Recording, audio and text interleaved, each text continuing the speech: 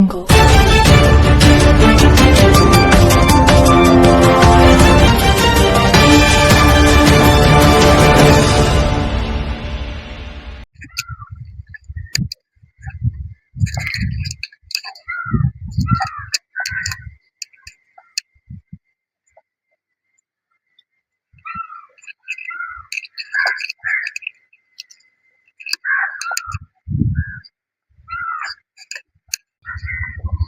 സ്ഥലം കംപ്ലീറ്റ് കാടാണ്.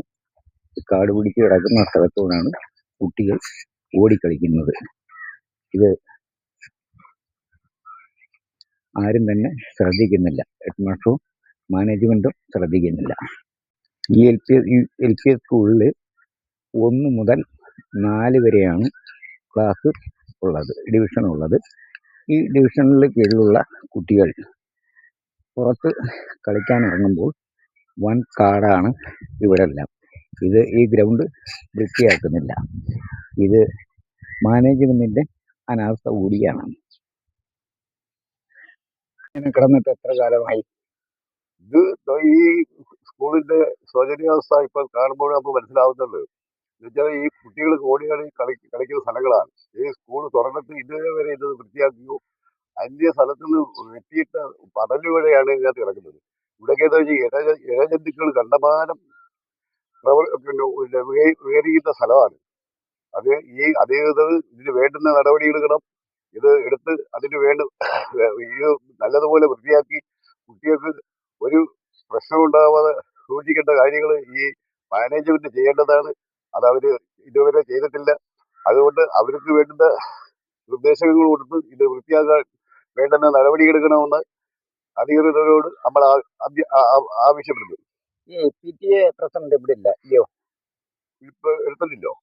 PTA president ഉണ്ടോ ഇല്ലയോ? ഇല്ലോ, എനിക്കറിയത്തില്ല. അത് വ്യക്തമായിട്ട് എനിക്ക് അത് അറിയത്തില്ല. ഇത് മാനേജ്മെന്റിന്റെ കീഴിലല്ലേ സ്കൂള്? മാനേജ്മെന്റാ. ഇത് എത്ര വർഷ പഴക്കമുള്ള സ്കൂളാണ്? 50 വർഷ പഴക്കമുണ്ടോ? 40 വർഷത്തിൽ അപ്പുറത്തുണ്ട്.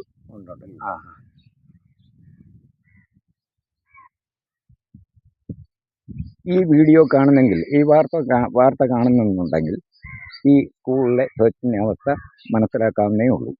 ഇത് എല്ലാം കാട് പിടിച്ച് വലിയ ഉയരത്തിൽ കാട് കിടക്കുന്ന സ്ഥലമാണ്.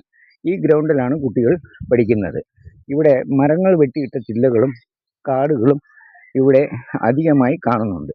ഒറ്റ കുട്ടികളും ഇവിടെ പുറത്തു പോയല്ല കളിക്കുന്നത്, ഈ ഗ്രൗണ്ടിൽ നിന്നാണ് കളിക്കുന്നത്. ഇത് വൃത്തിയാക്കാതെ ഇത്രയും വളരെ ഗുരുതരാവസ്ഥയിട്ടിരിക്കുന്ന മാനേജ്മെന്റിനെതിരെ നടപടിയെടുക്കണമെന്നാണ് അധികൃതരോട് പറയാനുള്ളത്.